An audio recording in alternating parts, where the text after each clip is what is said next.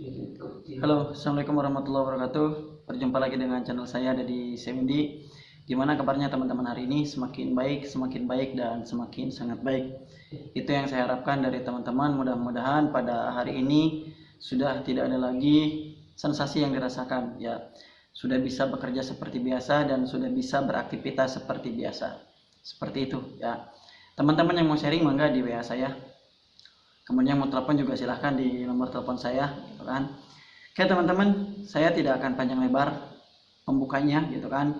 Yang mau subscribe silahkan, yang mau like, komen juga silahkan, gitu kan. Nanti akan saya bahas satu-satu videonya jika memang teman-teman ingin request ya. Teman-teman, kali ini saya akan ngomongin tentang cuek dan action, gitu kan, untuk penderita anxiety dan GERD ya.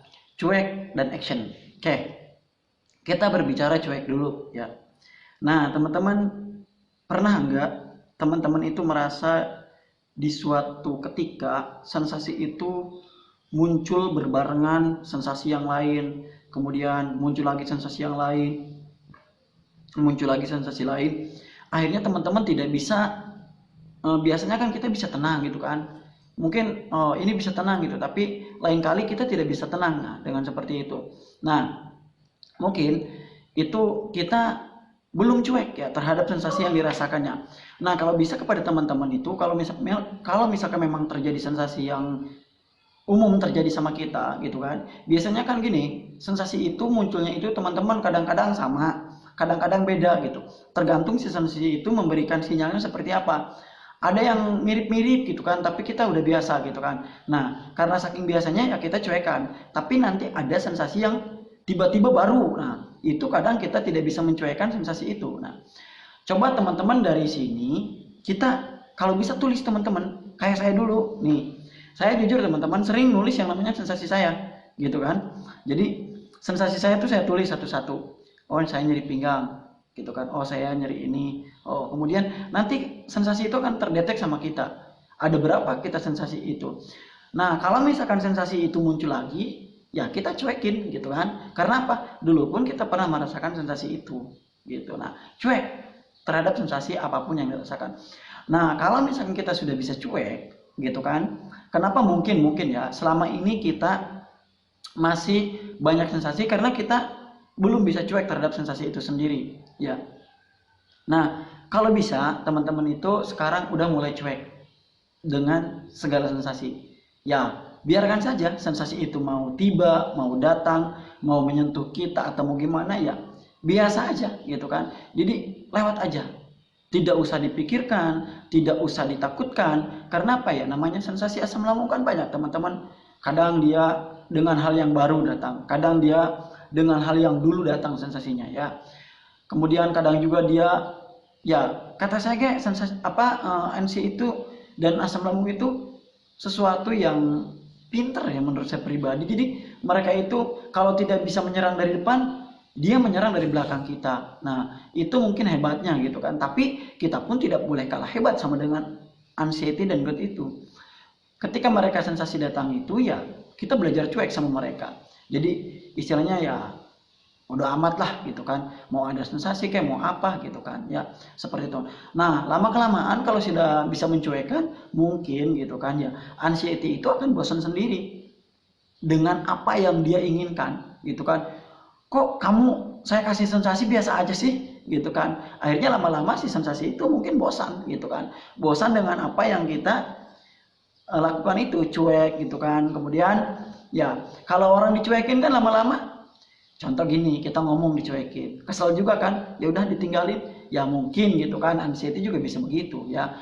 Ya karena apa? Saya pribadi pun ya sering mengalami sensasi gitu kan. Setelah saya sembuh pun ya cuma itu batasnya normal gitu kan, tidak ya dilebihkan dengan seperti yang dulu. Contoh gini, dulu pun teman-teman ya ketika saya sebelum sakit ini saya pernah perih ulu hati gitu kan. Nah, sekarang pun setelah saya terkena GERD dan anxiety ini, nah sekarang saya juga kena ulu hati, cuma saya cuekin aja, bawa makan, bawa ngemil, udah selesai gitu kan. Nah, itu sifat cuek. Nah, kemudian action. Nah, action di sini sangat penting teman-teman. Karena apa? Kita harus berani melakukan sesuatu hal yang berbeda dengan yang dulu gitu. Nah, actionnya di sini apa? Ya aktivitas kita teman-teman. Aktivitas kita adakan aktivitasnya, kita barukan aktivitasnya. Ya, nah dari action tersebut kita action lah. Jadi kita action, banyak kegiatan, banyak sesuatu hal yang kita kerjakan supaya apa? Sedikit-sedikit melupakan sensasi itu. Jadi action juga kita perlu supaya apa? Supaya kita bisa melupakan sensasi itu. Setelah kita cuek, kita action, gitu kan? Kita melakukan hal yang baru, kita melakukan kegiatan yang baru. Supaya apa? Supaya kita mudah untuk melupakan dari sensasi-sensasi yang kita rasakan. Action di sini ya banyak cara teman-teman, ya tergantung teman-teman yang membahagiakan hati itu apa. Misalkan, oh saya senang mancing, ya coba mancing yang agak jauh gitu kan. Kalau misalkan, oh saya senangnya traveling, ya traveling itu action. Ya saya kalau senang apa ya, misalkan saya kok selama ini di rumah terus belum ada yang bisa nyenengin saya. Misalkan kalau di rumah terus coba lihat yang lucu-lucu, yang imut-imut gitu kan. Nah itu juga bisa action.